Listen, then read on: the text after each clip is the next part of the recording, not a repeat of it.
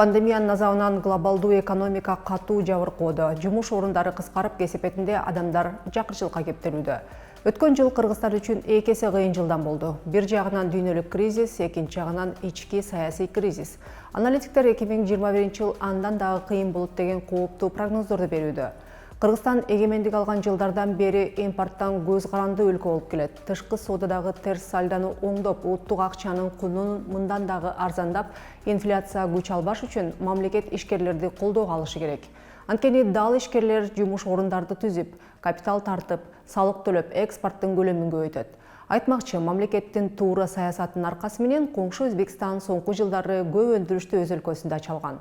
Азыр коңшу өлкөдө ПЦР тест, ИВЛ аппараттардан тарта курулуш материалдардын дээрлик бардык түрү электрондук техникага чейин өндүрүлөт. Бул өндүрүштөрдүн көбү болсо атайын шарттар менен иш алып барган экономикалык аймактарда жайгашкан. Дүйнөлүк тажрыйбада атайын экономикалык аймактар жумуш орундарын түзүү, инвестиция тартуу жана экспорттун көлөмүн арттыруу максатында иш алып барат. Ар кандай баалоолор боюнча дүйнө жүзү боюнча экономикалык зоналар 70 миллион кишини иш менен камсыз кылат. Жакынкы жарым саатта Капитал командасы ар кыл багыттагы экономикалык аймактарга сапар жасап, алардын өлкө экономикасына берген таасирин талдайт. Биз менен болуңуз.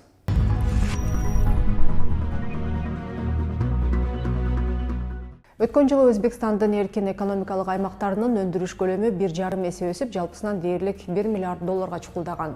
Бул болсо жалпы өлкө өндүрүшүнүн 3%дан ашыгын түзөт. Мунун ичинен 120 миллион долларлык өлчөмдө товар экспортталган. Любая СЭС, она... Кандай гана СЭС болбосун, өлкөдөгү жалпы кырдаалдан, андагы инвестициялык климаттын абалынан өзүнчө боло албайт. Мисалы, Өзбекстандын эркин экономикалык аймактары 2017 жылга чейин тагыраагы инвестициялык климат анчалык жакшы болбой турган учурда бул аймакка да таасир этчү. Аймакка кызыккандар жок болчу. Реформалар абдан тез башталгандыктан, маалымат тармагында да аны кууп жетпей калганбыз. Настолько стремительно начались реформы, что даже в информационном смысле за ними не поспевали. В 2017 году новых проектов появилось 7. 2017 жылы 7 жаңы долбоор пайда болду. Мен Навои боюнча айтып жатам. 12 миллион долларлык 7 долбоор башталды. 2018 жылы 56 миллионго 11 долбоор пайда болду. 2019 жылы 31 долбоор 170 миллионго, 20 жылы 470 миллион долларлык 42 долбоор алып келди. Мындай өсүү тренди жалпысынан өлкөдөгү абалга байланыштуу болду. Скажем, вот этот восходящий тренд, он в общем, тесно связан с тем, что происходило в стране в целом. Бул акыркы 4 жылдын ичинде пайда болгон Өзбекстандагы жаңы ишканалардын бири. Өзбекстан жана Түркия капиталынын катышуусу менен Германиянын технологиясы колдонулган газоблок чыгаруучу завод курулган. Азыр коңшу өлкөдө курулуш иштери кызуу жүрүп жаткандыктан курулуш материалдарынын бул түрүнө ички рынокто суроо талап жогору. Ошондой эле коңшу мамлекеттерге экспорттоону жолго салуу пландары бар. Бул болсо Өзбекстанда эле эмес, бүтүндөй Борбор Азияда алгачкы керамогранит чыгарган завод. Ушул тапта жалпысынан 50 миллион доллар инвестиция салынган. Инвестиция толугу менен өзбек капиталы. В день мы производим Ишкана толугу менен Италия жабдыктары менен жабдылган. Күнүнө болжолу менен 6 квадрат метр керамогранит таштарын чыгарабыз. Ички рыноктон тышкары биз Кыргызстанга, Казакстанга жана Тажикстанга экспорттойбуз. Учурда Түркменистандан сунуштар келүүдө. Эми көрөбүз го. Постепенно идут предложения с Туркменистана тоже они хотят. Ангрен эркин экономикалык аймагында катталган резиденттердин арасында эле курулуш материалдарын өндүргөн 50дөн ашык ишкана бар. Ушул жерден көрүш мүмкүн, асосан эркин ыкчоо зона. Бул жерде көрүнүп тургандай СЭСдин резиденттери курулуш материалдарын, химиялык мунай продукцияларын, металлдан жасалган жана башка буюмдарды өндүрүшөт. Мындан тышкары балдар жалаягы сыяктуу гигиеналык каражаттар, тигүү буюмдары, этикеткалар жана электротехникалар даярдалат. Электр техникаларынын түрлөрү көбөйүүдө. Мисалы Vista бренди менен телевизорлор, ал эми Quality Devices компаниясы өткөн айдан тартып, Artel, Samsung жана Shivaki бренди менен мониторлорду, микротолкундуу мештерди өндүрүп баштады. Бир айдын ичинде алар чыгарган продукциясын ички рынокко 5 миллион долларга экспорттогонго жетишишти. Бул өзүгө жараша ташкы бозорларга, маселен Quality Device деген корхонамыз har yili 5 миллион долларгача ташкы бозорго өз экспортуна ошо микроволновой толкун печ ва телевизорлорду экспорт кылышка үлгүрдү өткөн жылдын өзүдө. Өзбекстанда 22 экономикалык аймак бар. Буга чейин Өзбекстан бул аймактын резиденттерине болуп көрбөгөндөй жеңилдиктерди берген. Эркин экономикалык аймактын катышуучулары чийки заттарды, жабдыктарды ташып келүүдө бажы төлөмдөрүнөн, киреше салыгынан, жер салыгынан жана мүлк салыгынан бошотулган. Өткөн жылдын июнь айынан тартып Өзбекстандын өкмөтү бул жеңилдиктердин айрымдарын жокко чыгарган. Бирок жеңилдиктер жокко чыгарылганга чейин эркин экономикалык аймактын субъектиси катары катталгандар үчүн бул эрежелер өзгөрүүсүз калды. Анткени менен Өзбекстандын экономикалык аймактарынын учурдагы шарттары деле жагымдуу. Резиденттер мурдагыдай эле мүлк салыгынын жана жер салыгынан бошотулган. Ошондой эле жер тилкеси эркин экономикалык аймагы иштеп турган убакытка чейин акысыз берилген. Мындан тышкары аймактын дирекциясы өзүнүн резиденттерине баардык зарыл болгон кызматтарды көрсөткөн бирдиктүү терезе катары иштейт. Мы сначала полностью бываем их помощником. Эми жеңилдик деп жазылган жерде желекти желбиретүү натыйжа бербей калды. Демек башка форматтарды табыш керек. Эми биз аларды сатууга жардам берүү менен өзүбүзгө тартып жатабыз. Башкача айтканда, буга чейинки болуп көрбөгөндөй жеңилдиктердин айынан бир нече ай мурункудай ажиотаж жок. Биз алгач толугу менен алардын жардамчысы болобуз. Ишканалар эшиктерди каккылап ал жакта жүрбөшү керек. Бардык суроолор биз аркылуу чечилет. Биз аларды координациялаган негизги мекемебиз. Электр жарыгын, газды кошуу жана башка кызматтарды туташтыруу, жер тилкесин алуу үчүн тиешелүү мекемелерге тийиштүү кат жөнөтүү сыяктуу баардык уюштурууларды дирекция өзү чечет. Вместо него все вопросы занимается дирекция сам. Здесь мы находимся в одном из сборочных цехов. Биз азыр өпкөнү жасалма дем алдыруучу ИВЛ аппараттарды чогултуучу цехтердин биринде турабыз. Өзүңүздөр көрүп тургандай, мында 5 монтаждоочу пост бар. Анда тапшырыктардын көлөмүнө жараша айына 20-30дан ашык аппарат чыгаруу мүмкүн. Аппараттын айрым тетиктери Словакиядан келген, бирок көп компоненттери, мисалы мына бул текчелер Өзбекстандыкы, каркасы да Өзбекстандыкы, айрым кабелдик буюмдар Өзбекстандан чыгарылган. Аларды бул жактан сатып алабыз. Өндүрүштүн 36% Өзбекстанда локалдаштырылган. У нас получается узбекская локализована именно в Узбекистане. Медициналык жабдыктарды, ИВЛ аппараттарды өндүргөн орус словакиялык Чиран компаниясы Өзбекстанда өткөн жылы завод ачып, Ташкенттеги Яшнабад технологиялык паркынын резиденти болуп катталган. ИВЛ аппараттардан тышкары бул жерде наркоз менен дем алдыруучу аппараттар жана тиш дарыгерлер колдонуучу столдор чогултулат. Буга чейин 2 миллион евро инвестиция салынган. Дагы 4 миллион евро пландалууда. Компания продукцияны Өзбекстанда өндүрүү менен бүтүндөй Борбор Азияга, Афганистанга жана Африканын айрым өлкөлөрүнө чыгууну көздөөдө. Өзбекстанда өндүрүлгөн продукциянын 80% экспортталат деп күтүлүүдө. Здесь вот такой вот индивидуальный подход. Бул жерде ар бирине өз-өзүнчө мамиле жасашат. Чынында мындайды күткөн эмесмин. Россияда рынокко чыгуу бул жака караганда кыйын болгон. Алар менин бул жака инвестиция менен алып келген мүмкүнчүлүктү баалап жатышат. Ал жакта мен эч кимге деле керек эмес болчумун. Ооба, ал жакта продукцияны жеке компаниялар чыгарып жатат. Макул, чыгара берсин. Ушул жагынан алып караганда бул жакта бир топ жакшы жана кызыктуу. Что-то никому не нужен был. Да, что-то там частная компания что-то производит, производит, да. Вот в этом плане здесь, конечно, значительно получше и поинтереснее. Жакында эле Кыргызстандын президенти мамлекеттик сапары менен Өзбекстанга барганда ишмердүүлүгү менен таанышкан Яшнабад технопаркында инновациялык жана технологиялык долбоорлор ишке ашырылат. Технопарктын резиденттери Өзбекстанда аналогы жок товарларды өндүрүшөт. Мында резиденттер салык жана бажы төлөмдөрү боюнча олуттуу жеңилдиктерди алышкан. Мындан тышкары административдик иштерге, өндүрүшкө ылайыктуу нерселер базар наркынан ылдыйкы баада берилет. И технопарк также оказывает содействие в продвижении. Биз технопарктын резиденттери катары ар кандай көргөзмөлөргө акча төлөбөй катышуу мүмкүнчүлүгүн алабыз. Жыл сайын Ташкентте Инновик инновация көргөзмөсү өтүп турат. Ар бир резидент ал жактан бекер аянтча алып, өзүнүн продукциясын эркин тааныштыра алат. Ежегодно в Ташкенте проходит выставка Инновик, называется. Это выставка инноваций. Вот. Каждый резидент при желании может получить площадь и свободно представлять свою продукцию. Эркин экономикалык аймактардын ар кандай түрлөрү бар. Бир түрү жалаң гана өндүрүшкө багытталган экспорттук зоналар. Алардын башка атаандаштык артыкчылыгы арзан жумуш күчүндө. Бирок автоматташтыруу процесси бул артыкчылыкты жокко чыгарууда. Экономикалык аймактардын башка түрү болсо тийиштүү бир тармакта адистешет. Мисалы, электрондук коммерция, туризм же жогорку технологиялар. Кыргызстанда ушул типтеги экономикалык зона түзүү боюнча жакшы үлгү бар. Бул жогорку технологиялар паркы.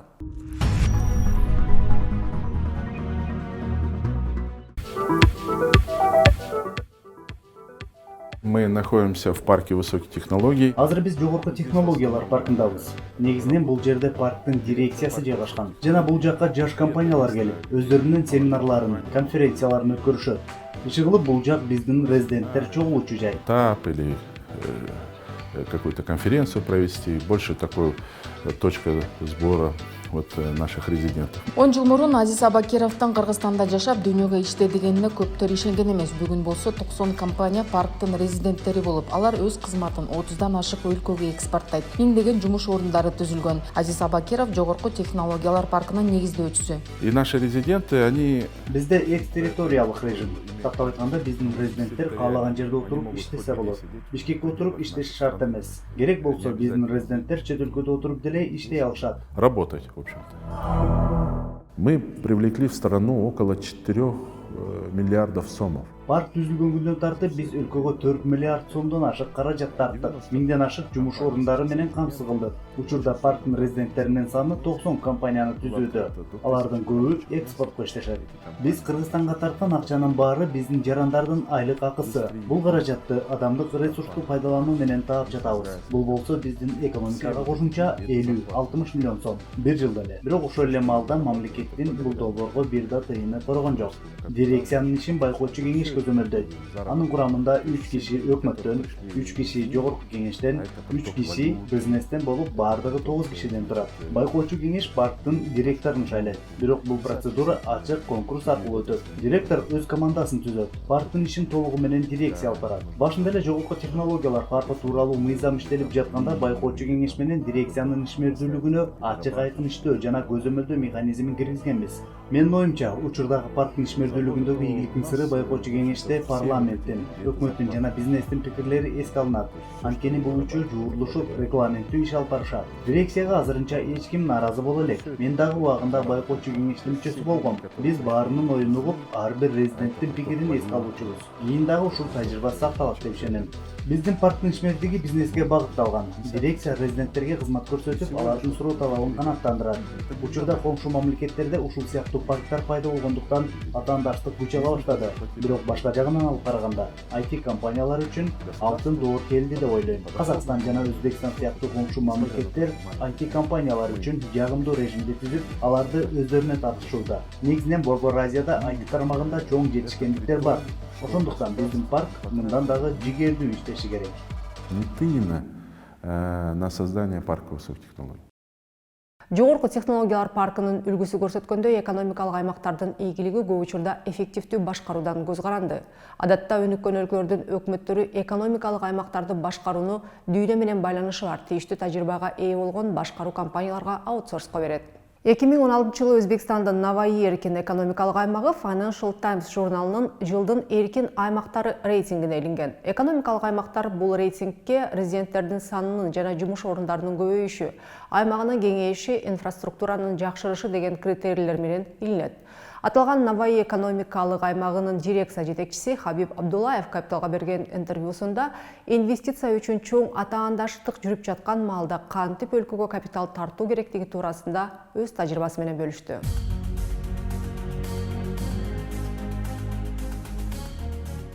Сегодняшние реалии таковы, что Бүгүн эркин экономикалык аймактарда айгашкан атаандаштык жүрүп жатат. Анткени дүйнөдө 6000ден ашуун экономикалык аймак бар. Чет өлкөлүк инвесторлордо тандоо мүмкүнчүлүгү кеңири болгондуктан алар менен иштөө да кыйындады. Андыктан башка бирөөнүн келишин күтүп олтура бербестен, кандай ишканаларды ачышыбыз керектигин түшүнүп, өзүбүз аракет көрүшүбүз керек. более придирчивые, да, и более сложно, это сказать, работать с ними теперь. Да, как капризные.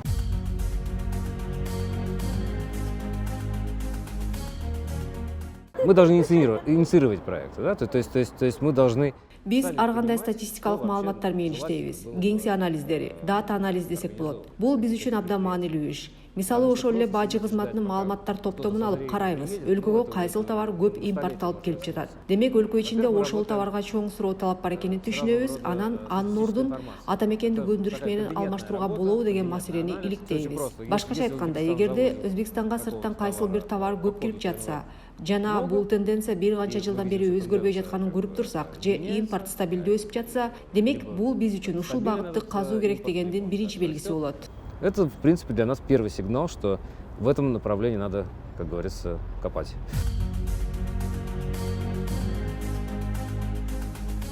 Ну вот мы с вами определили какую-то отрасль. Вот нам нужны электродвигатели какого-то типа. Мы смотрим через интернет, просто гуглим в некоторых случаях. А кто же у нас? Мисалы, биз кайсыл бир тармакты тандап алдык дейли. Бизге электр кыймылдаткычтары керек. Электр кыймылдаткычтарын чыгаруу боюнча дүйнөдө лидерлер бар да. Мына ошолорду интернетке кирип Google'дан издейбиз. Мындайча айтканда, бул тармакта адистешкен компаниялардын кыска тизмесин түзүп чыгабыз. Акыр аягы жок дегенде бизди угушу мүмкүн деген кээ бир компанияларды тандап, алар менен байланыш түзүүгө аракет кылып баштайбыз. Аларга кат жазабыз. Катты дагы туура жазуу маанилүү. Биз жакшы иштеп жатабыз, бизде ушундай чоң мүмкүнчүлүктөр бар деген сыяктуу сөздөргө алар кызыкпайт. Катка Өзбекстанда коопсуз иштеп жакшы киреше табууга мүмкүн боло тургандыгын жазуу керек. Батыш компаниялары ар дайым жооп беришет деген миф бар. Бирок алар дайым эле жооп бере бербейт. Ошол үчүн аларга телефон чалып бекем байланышты табуу маанилүү. Аларга жазган катты мындан ары коштоп туруу зарыл. Албетте, бул үчүн квалификация, тажрыйба керек. Тилди дагы жакшы билүү талап кылынат. Андай кадрлар аз. Конечно, эта работа требует определенной квалификации, определенного опыта, хорошего знания языка. Поэтому, конечно, а людей таких немного у нас.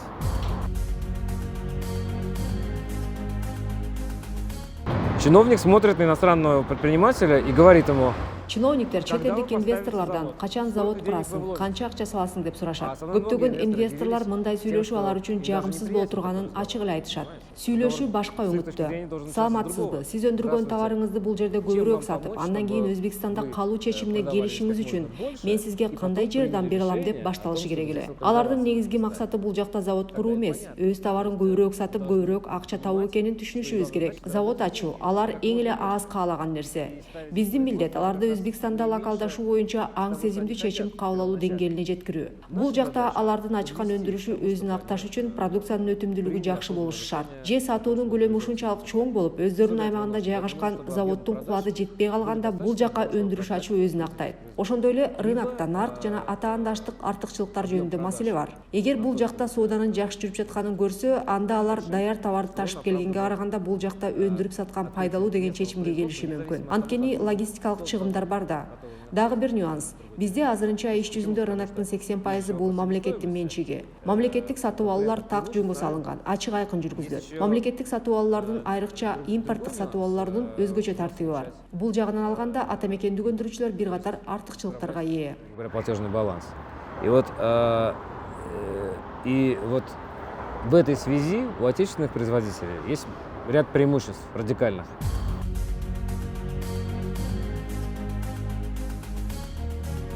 Любой резидент может прийти к нам со своей проблемой. Ар бир резидент бизге өзүнүн көйгөйү менен кайрылат жана биз бул көйгөйдү жөн эле чечип бербестен аны чечүүгө милдеттүүбүз.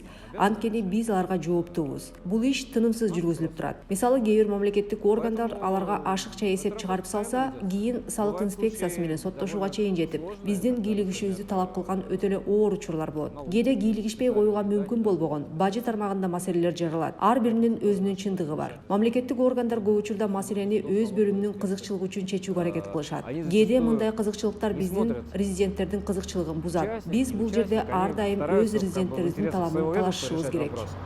Вот. И иногда эти интересы ведомственные нарушают интересы наших участников. И тут мы должны всегда становиться на сторону резидента.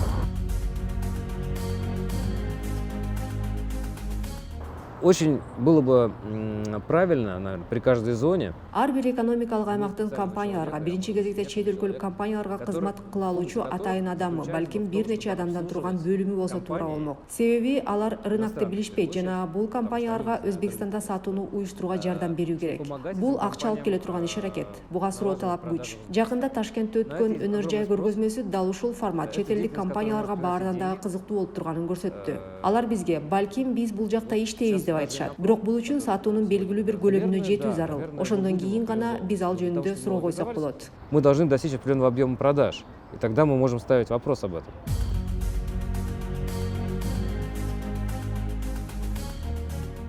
я считаю, что один из наших приоритетов теперь, кроме продаж, Азыр биздин артыкчылыктуу багыттардын бири сатуудан тышкары долбоорлорду даярдоо болушу керек деп ойлоп турам. Тагыраагы анда каржылык модели, ачык негизделген долбоорлордун негизги көрсөткүчтөрү болушу шарт. Мунун бардыгы туура эсептелгенин көргөн инвестор тезирээк чечим кабыл алышы мүмкүн. решение может быть принято быстро.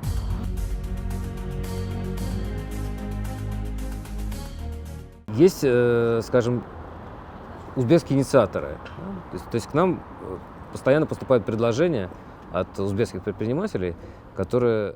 Өзбек демилгечилери бар. Башкача айтканда, биз өзбек ишкерлеринен эсептелип алдын ала даярдалган идея сунуштарды алып жатабыз. Бирок кээде аларга каржылоонун бир бөлүгү же көпчүлүк бөлүгү жетишпейт. Мындайда алар өнөктөш издешет. Аларда бардыгы даяр. Биздин милдет алар үчүн ыңгайлуу өнөктөш табуу. Бизде анча чоң эмес, бирок кесипкөй соода ишин жакшы билген, чет тилде сүйлөй алган кадрлар бар. Андыктан тиешелүү компанияларга байланышка чыгуунун кыйынчылыгы жок. Которые разбираются в международной торговле, владеют иностранными языками, поэтому, в общем, проблем с тем, чтобы выйти на соответствующие компании, нет. Жогорудагы мисалдарда Өзбекстандын экономикалык аймактары кантип инвесторлорду тартып, өндүрүштү кеңейтип жатканын көрдүк. Түзүлгөн шарттар ички дагы тышкы дагы инвесторлордун алдында Өзбекстанды коңшуларынан алдаганча кызыктуу кылууда. Кыргызстанда дагы өндүрүүчүлөр, ишкерлер жакшы инфраструктура, жеңилдетилген салык жана башка режимдер, арзан акча сыяктуу колдоого муктаж. Мындай колдоо ишкерлердин өнүгүүсүнө жыйынтыгында өлкө экономикасынын өнүгүүсүнө шарт түзмөк.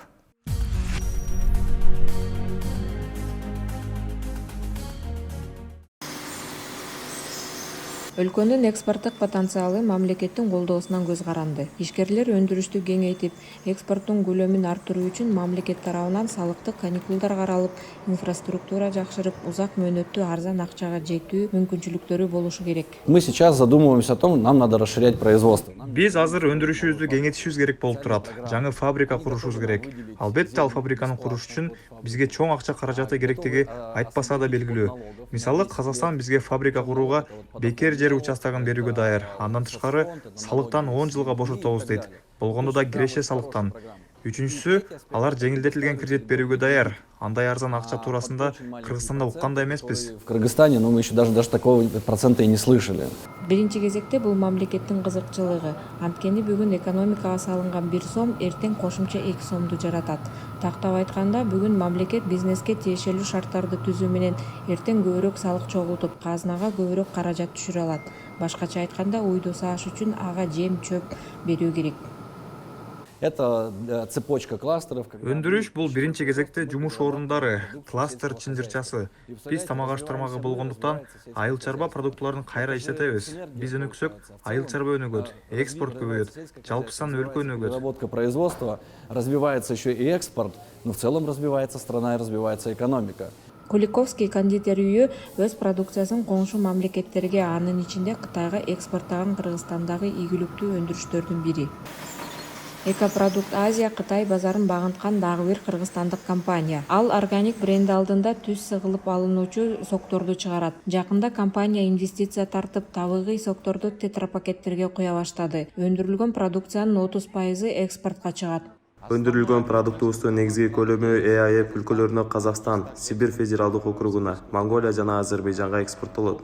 Кыргызстандын шартында бизнес алып баруу жеңил эмес дейт ишкер. Айрыкча пандемия маалында кыргыз бизнеси мамлекеттен эч кандай салыктык жеңилдиктер, арзан кредиттер, кайтарымсыз суудалар түрүндө колдоо көрө алган жок. Бардык ишкерлер жумуш орундарын түзүп, өндүрүш кубаттуулугун кеңейтип, экспортко чыгууна аракет жасашат. Бирок мамлекеттин колдоосу жок, бул узак жана татаал жол.